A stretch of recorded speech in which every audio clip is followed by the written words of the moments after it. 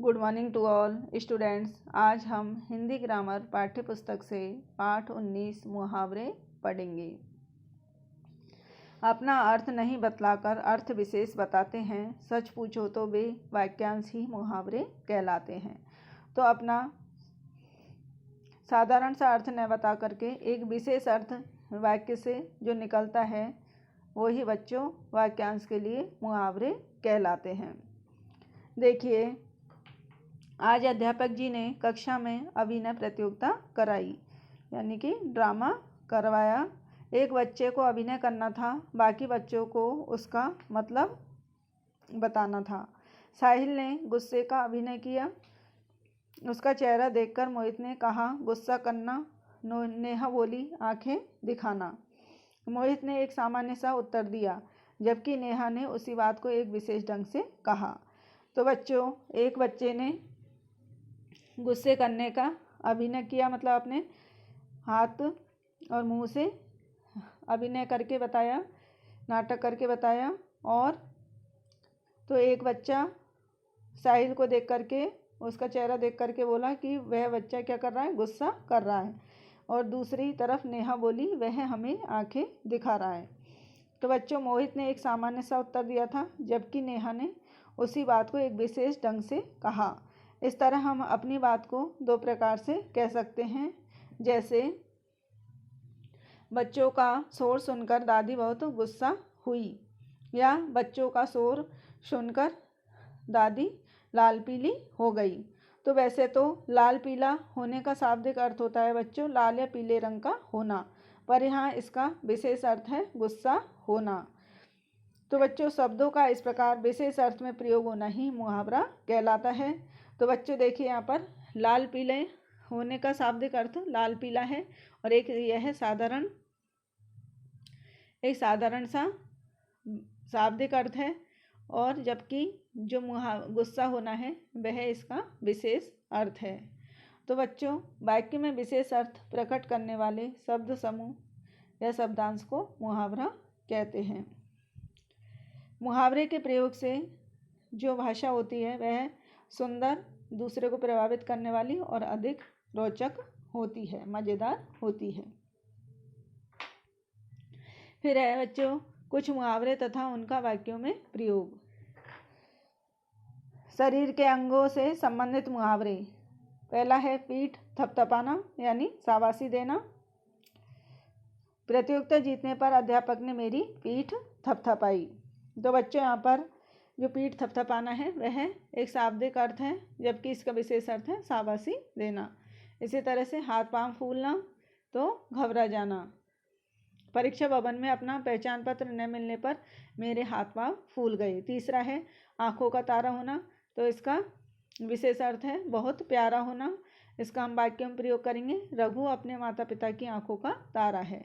चौथा है बाएं हाथ का खेल होना, तो बच्चों इसका विशेष अर्थ है आसान काम, और इसका हम वाक्य में प्रयोग करेंगे, गणित के प्रश्न हल करना सौरभ के लिए बाएं हाथ का खेल है, मतलब कि उसके लिए यह बहुत ही आसान काम है।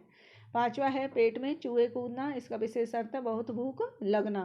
तो वाक्य में प्रयोग करेंगे, 5 घंटे तक काम करने के बाद मेरे पेट में चूहे कूदने लगी, यानी मुझे बहुत भूख लगी। फिर है छठा आसमान सिर पर उठाना, इसका विशेष अर्थ है बहुत शोर करना। तो छुट्टी की खबर सुनते ही बच्चों ने आसमान सिर पर उठा लिया, मतलब कि उन्होंने बहुत शोर किया। फिर है सातवां कमर कसना, तो इसका विशेष अर्थ है तैयार होना, कि इसका वाक्य में प्रयोग करेंगे हम, परीक्षा की तिथि पास आते ही मैंने अपनी कमर कस ली।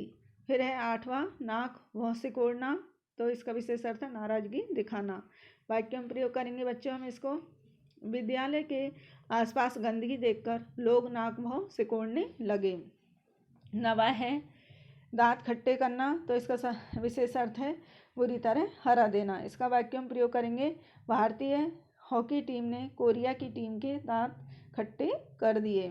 फिर है 10वां कान का कच्चा होना, तो किसी की भी बात पर विश्वास कर लेना।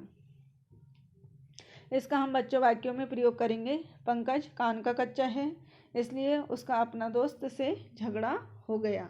मतलब कि जो पंकज है वह किसी की भी बात पर विश्वास कर लेता है। अब है बच्चों वस्तुओं से संबंधित मुहावरे।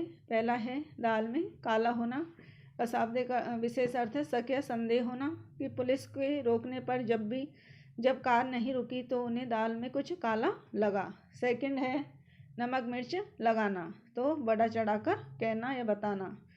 तो इसका वाक्य में प्रयोग करेंगे बच्चों हम। रीना की आदत है वह किसी भी बात को नमक मिर्च लगाकर ही बताती है। थर्ड है चिकना गड़ा होना, तो इसका विशेष अर्थ है कुछ भी असर न होना। तो इसका बच्चों हम वाक्य में प्रयोग करेंगे संदीप किसी की भी बात नहीं मानता, वह तो चिकना घड़ा है। फिर है बच्चों चौथा लोहे के चने चबाना, बहुत मुसीबतों का सामना करना। तो इसका हम वाक्य में प्रयोग करेंगे भारतीय सेना ने शत्रु सेना को लोहे के चने चबा दिए। फिर है पांचवा पानी पानी होना, यानी बहुत शर्मिंदा होना। तो मैच में गेंद से छेड़छाड़ करते हुए पकड़े जाने पर खिलाड़ी पानी पानी हो गए। फिर है बच्चों विषय से संबंधित विविध यानी अन्य विषयों से संबंधित मुहावरे। पहला है 9-2-11 होना, तो इसका विशेष अर्थ बच्चों भाग जाना। शरारती बच्चा अपनी माँ को देखते ही 9-2-11 हो गया, यानी कि भाग गया। फिर दूसरा है 4 चांद लगाना, यानी सुंदरता या शोभा बढ़ाना, प्रतिष्ठा बढ़ाना। तो भारतीय वैज्ञानिकों ने अपने आविष्कारों से देश की शान में 4 चांद लगा दिए। फिर है बच्चों वाट देखना, यानी प्रतीक्षा करना, किसी का इंतज़ार करना। तो जब तक सुल्तान घर नहीं आया उसकी माँ उसकी बाट देखती रही। फिर है चौथा आग बबूला होना, यानी बहुत क्रोधित होना। फिर इसका वाक्य में प्रयोग करेंगे हम खिड़की का शीशा टूटा हुआ देखकर सोनू के पापा आग बबूला हो गए। फिर है पांचवा रात दिन एक करना, यानी बहुत मेहनत करना। कौन बनेगा करोड़पति कार्यक्रम को सफल बनाने के लिए अमिताभ बच्चन ने रात दिन एक कर दिया, यानी अमिताभ बच्चन ने बहुत मेहनत की। फिर है छठा नानी याद आना, यानी मुसीबत में फंसना।